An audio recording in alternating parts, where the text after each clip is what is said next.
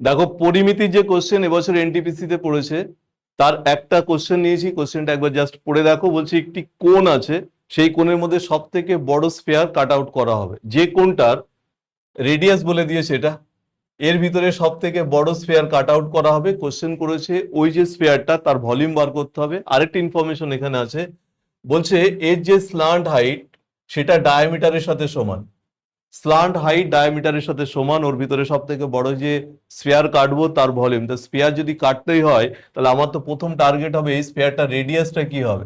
আমি যেই রেডিয়াস পেয়ে যাব তখন ওর ভলিউমে পৌঁছে যাব। তাহলে চলো, একাধিক পন্থা হতে পারে, একে মেনসুরেশন ইউজ হতে পারে, জিওমেট্রি ইউজ হতে পারে। আমরা জিওমেট্রি ত্রিকোণমিতির একটা কম্বিনেশন ইউজ করব কয়েক সেকেন্ডের মধ্যে উত্তরে পৌঁছানোর জন্য। আমরা কি জানি জিওমেট্রিতে? আমরা এটা জানি যে কোনো একটা সার্কেল আউটসাইড থেকে যদি ট্যানজেন্ট টানি তাহলে দুটো ট্যানজেন্টেরই লেন্থ ইকুয়াল হয়। এই পয়েন্ট থেকে এটা একটা ট্যানজেন্ট মনে করো, এই পয়েন্ট থেকে এটা একটা ট্যানজেন্ট মনে করো, তাহলে হিসাব মতো দুটোরই লেন্থ সমান হবে। অঙ্কের ডেটা এটা লেখা আছে 42√3, তাহলে এই অংশটাও 42√3 হলো। এখন অঙ্ক কিন্তু এই ইনফরমেশন দিয়েছিল যে এর যে ডায়ামিটার হবে স্ল্যান্ট হাইটটা হচ্ছে তাই, তার ডায়ামিটার তো ডাবল হবে। তাহলে এই স্ল্যান্ট হাইটটাও এরই ডাবল হবে, অর্থাৎ এই বাকি যে অংশটা আছে এটাও কিন্তু 42√3। আমরা কি জানি? আমরা জানি ট্যানজেন্টের সাথে রেডিয়াস এটা সব সময় 90 ডিগ্রি তৈরি করে, তাই এই যে অ্যাঙ্গেলটা দেখতে পাচ্ছ এটা হচ্ছে 90 ডিগ্রি। আর আরেকটা ইনফরমেশন যেটা ছিল, সে তো সবকটা বাহু সমান হয়ে গেল, কারণ কি ডায়ামিটারের সাথে যদি স্ল্যান্ট হাইটটা ইকুয়াল হয় তাহলে সবকটা বাহু সমান, মতলব ইকুইল্যাটারাল ট্রায়াঙ্গেল হয়। তো ইকুইল্যাটারাল ট্রায়াঙ্গেলের প্রত্যেকটা অ্যাঙ্গেল 60 ডিগ্রি হয়। তাহলে উপরেরটা যে 60 ডিগ্রি, তাহলে আমি যে লাইনটা ড্র করেছি তাতে এই অংশটা 30 হবে, ওর হাফ হবে। এটা 90, এটা 30, তাহলে অটোমেটিক্যালি এটা হচ্ছে 60। আমরা কি জানি?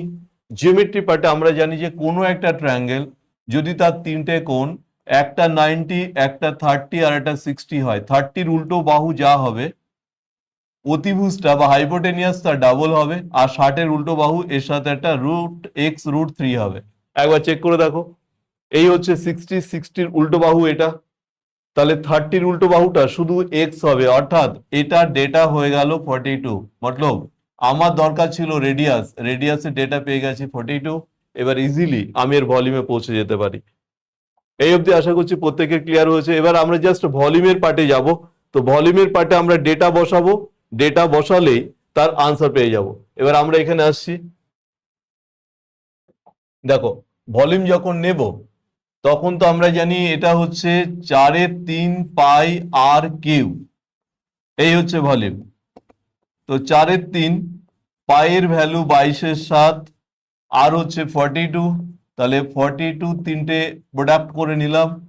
এখানে 21 হয়, এটা দিয়ে কেটে দাও 2, বাকি ক্যালকুলেশন করো, উত্তর বেরিয়ে চলে আসবে 310464।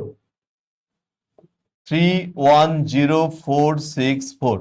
আই হোপ ক্লিয়ার হয়েছে যে একটা কোণের মধ্যে সব থেকে বড় স্ফেয়ার কাট আউট করলে তার রেডিয়াস কিভাবে পাওয়া যায় এবং সেই রেডিয়াস থেকে কি করে তার ভলিউমে পৌঁছাবো। আশা করছি প্রত্যেকের কাছে ক্লিয়ার।